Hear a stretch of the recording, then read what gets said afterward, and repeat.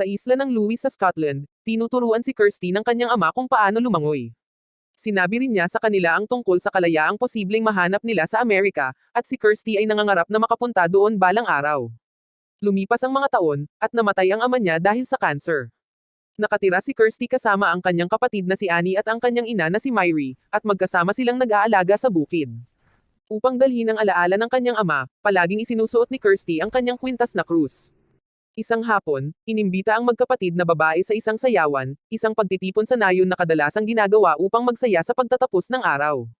Pinayagan sila ni Myrie na pumunta, at pagdating doon, ang magkapatid ay binigyan ng babala ng matandang Peggy na mag-ingat pagdating sa mga lalaki, na nagiging mas interesado sa kanila.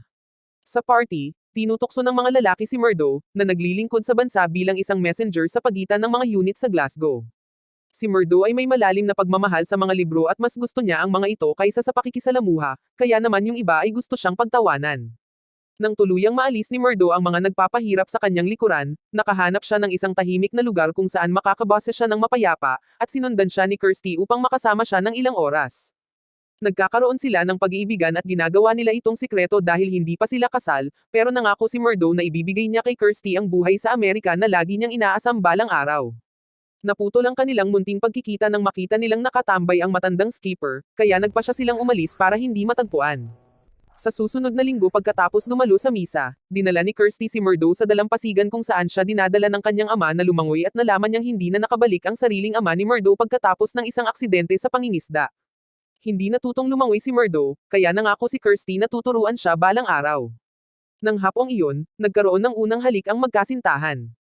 Kinabukasan, pinagalitan ni Myrie ang kanyang anak dahil late ito sa pag-uwi, kung saan sinagot ni Kirsty ang isang kasinungalingan na naligaw siya habang nagbabasa.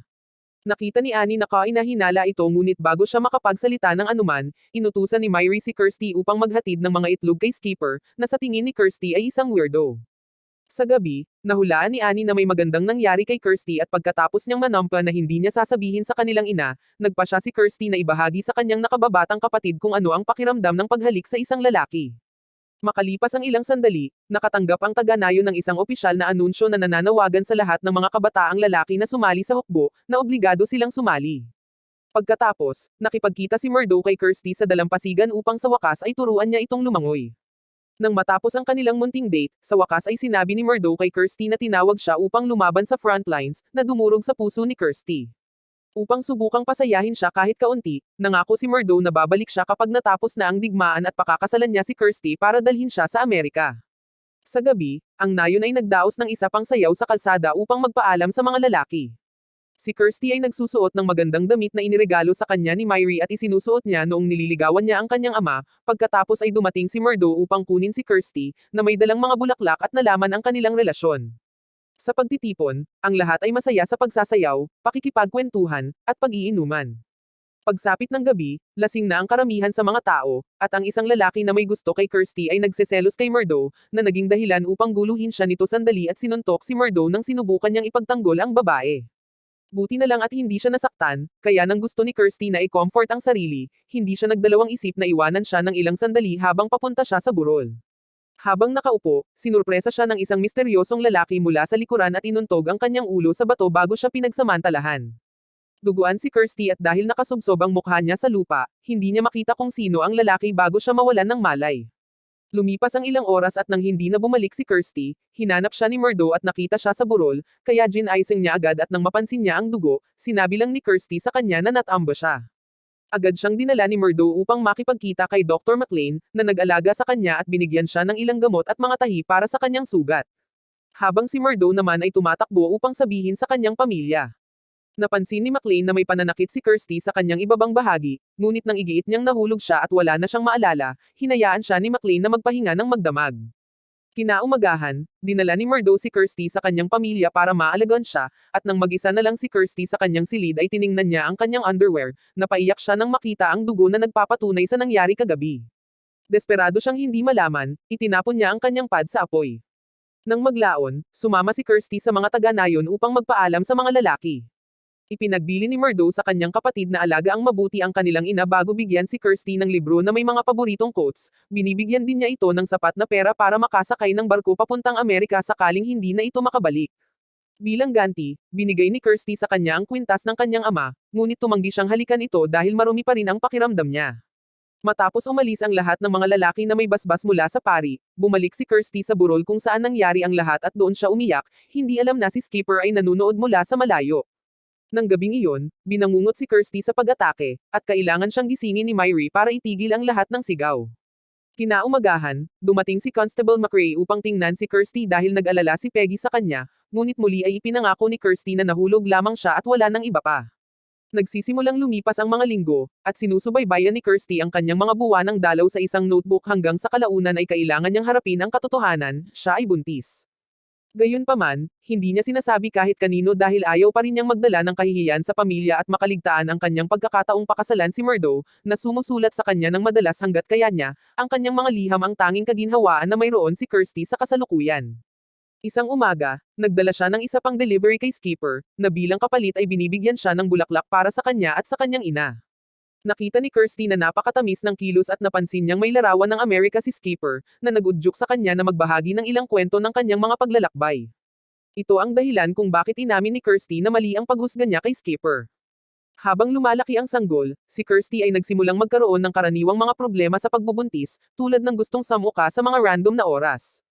Minsan nangyari ito kapag nasa bayan siya, at nagsimulang maghinala si Peggy. Kapag nangyari ito sa bahay, nag-aalala sina Myrie at Annie tungkol sa kanya, ngunit sinisisi lang ito ni Kirsty sa isang bug sa kanyang tiyan.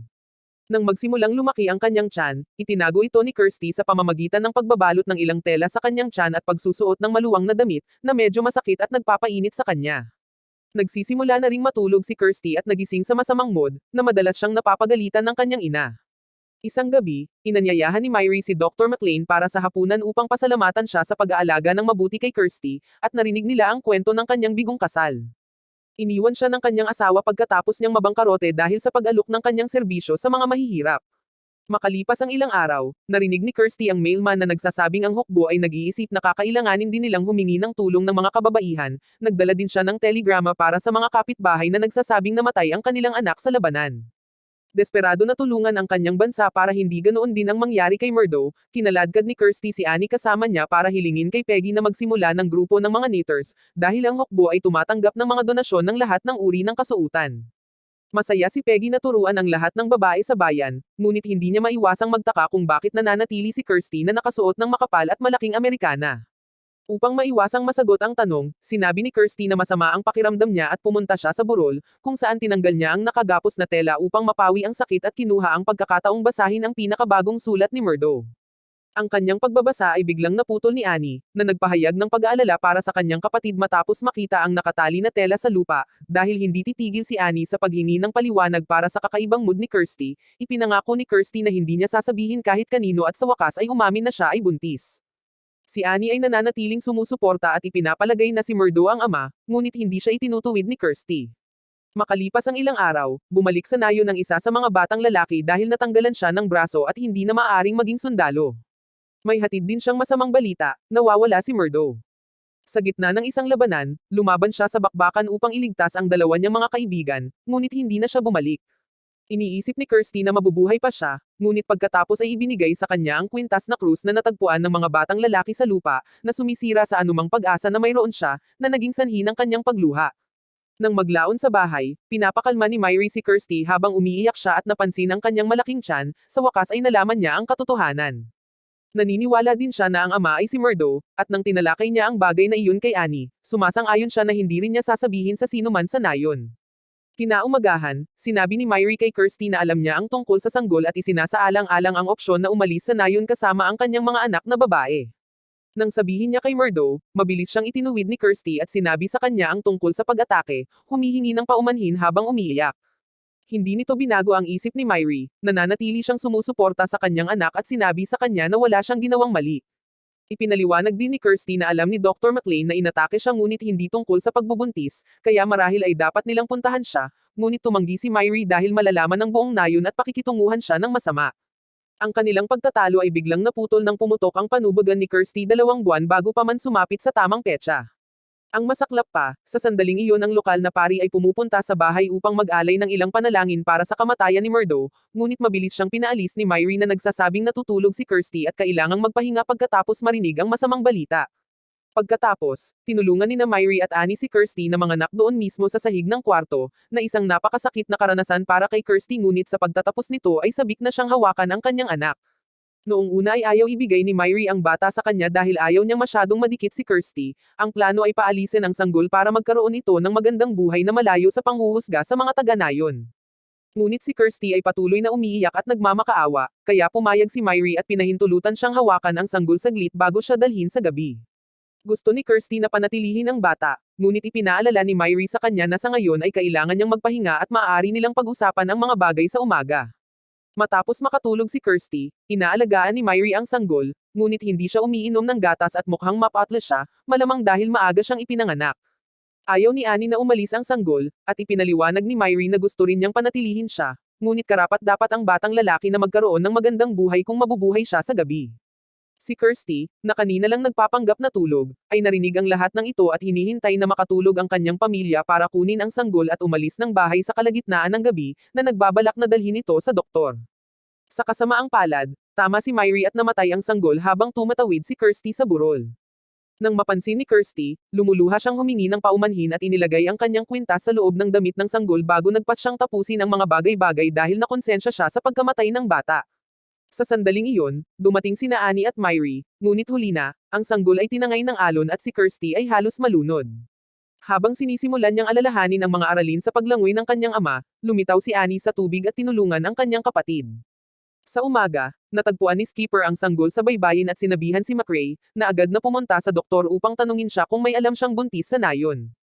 Sumagot si McLean na wala siyang alam, at nang maalala ni McRae ang mga kakaibang pangyayari ng matambo si Kirsty ilang buwan na ang nakalipas, nananatili si McRae sa kanyang paniniwala. Hindi pa rin kumbinsido, dinala ni McRae ang doktor sa bahay ni Myrie at pinasuri si Kirsty upang matiyak na hindi ito nanganak. Sa kabutihang palad ay nasa labas ng silid ang constable, kaya sinabi ni McLean sa pamilya na kasama siya sa kanilang side at ginagawa ang kaukulang check-up habang binubulong kay Kirsty na mapagkakatiwalaan siya nito. Dahil dito, hindi komportable si Kirsty, ngunit hindi niya alam kung bakit. Nang matapos na ang check-up, nagsinungaling ang doktor kay McRae at sinabing malinis pa rin si Kirsty. Sa ngayon, iniiwan ni McRae ang pamilya, ngunit naghihinala pa rin siya sa kakaibang ugali ng lahat sa bahay na iyon, kaya nangako siyang kukuha ng pangalawang opinyon. Ang lahat ng ito ay narinig ni Peggy mula sa likod ng kanyang bintana. Sa susunod na linggo sa misa, lihim na ipinaalam ni McLean kay Myrie ang doktor mula sa lungsod na darating mamaya upang suriin muli si Kirsty. Sa oras na magpakita si McRae kasama ang bagong medic, handa na si Myrie, dahil muli ang constable ay naghihintay sa labas, si Annie ay nagpanggap na si Kirsty, at ang doktor ay nagulat kay McRae na ang lahat ay maayos dito. Galit na galit si McRae sa kawalan ng patunay kaya sinabihan siya ni McLean na palampasin ito, malamang napatay na ang sanggol at malamang na dinala siya ng tubig mula sa ibang nayon. Narinig din ito ni Peggy, hanggang ngayon, hindi makatulog ng maayos si Kirsty dahil pakiramdam niya ay responsable siya sa pagkamatay ng baby, at isang umaga, napagtanto niya na sa wakas ay umalis siya sa kanyang tahanan. Pinuntahan niya si Dr. McLean at inakusahan siya na umatake sa kanya, sa una ay tulala siya ngunit hindi na niya ito maitatanggi nang ipaliwanag ni Kirsty na nang bamulong ito sa kanya sa bahay, nakilala niya ang amoy ng whiskey sa kanyang hininga, na tumugma sa umatake. Tinawag siya ni Kirsty na isang taong may sakit at nanumpa na hinding-hindi siya patatawarin, iniiwan ito sa mga kamay ng Diyos upang hatulan. Sa sandaling iyon, nagpakita si Constable McRae at nagmamadaling umalis si Kirsty, hindi pinansin ang mga pakiusap ng doktor na marinig siya. Napakahinala ito ni McRae at nagmadaling pumasok sa bahay ng doktor nang marinig niya ang putok ng baril habang umuuwi si Kirsty na luhaan, nakuha ang atensyon ng lahat sa nayon kasama sina Peggy at Skipper. Sa sandaling makauwi siya, sinabi ni Kirsty sa kanyang pamilya na ginawa ito ng doktor, ngunit bago pa nila mapag-usapan ang mga bagay-bagay, sumambulat si McRae at ibinalita na patay na si McLean, ginamit niya ang sarili niyang baril para tapusin ang mga bagay-bagay. Gusto niyang akusahan si Kirsty ng maraming krimen at tawagin siya para sa kanyang ipinagbabawal na pakikipagrelasyon sa mga lalaki, ngunit agad na lumapit si Myrie sa kanyang pagtatanggol, ipinaliwanag na inatake siya ni McLean at ang isang lihim na madilim na nakaraan ay magpapaliwanag kung bakit ang isang di umano'y mahusay na doktor ay biglang dumating sa nayon na ito sa gitna ng kawalan. Biglang nagpakita rin si Peggy at pinaalis si McRae na may galit, na itinuro na may pagpipilian si McLean ngunit wala si Kirsty. Dahil alam niyang hindi siya makakalaban sa matanda sa nayon, itinigil ni McRae ang paksa at iniwan ang pamilya upang aliwin ang isa't isa. Makalipas ang isang taon, sa wakas ay bumuti na ang pakiramdam ni Kirsty para umalis patungong Amerika dala ang perang iniwan sa kanya ni Murdo. Dumating ang buong nayon upang magpaalam sa kanya, at sinamantala ni Skipper ang pagkakataong ibalik sa kanya ang kanyang kwintas, na iniligtas niya mula sa sanggol bago siya inilibing. Makalipas ang ilang linggo, tahimik na naninirahan si Kirsty sa New York nang biglang may kumatok sa pinto, sa kanyang pagkabigla, si Murdo mismo. Lumalabas na natagpuan siya ng mga Aleman at pinanatili siya bilang isang bilanggo hanggang sa matapos ang digmaan, at nang siya ay umuwi, sinabi sa kanya ni Myrie ang lahat ng nangyari. Humihingi ng paumanhin si Murdo sa hindi pagpunta doon para kay Kirsty, ngunit handa na siyang magsimula ng bagong buhay ngayon, at sa wakas ay muling naghalikan ang magkasintahan.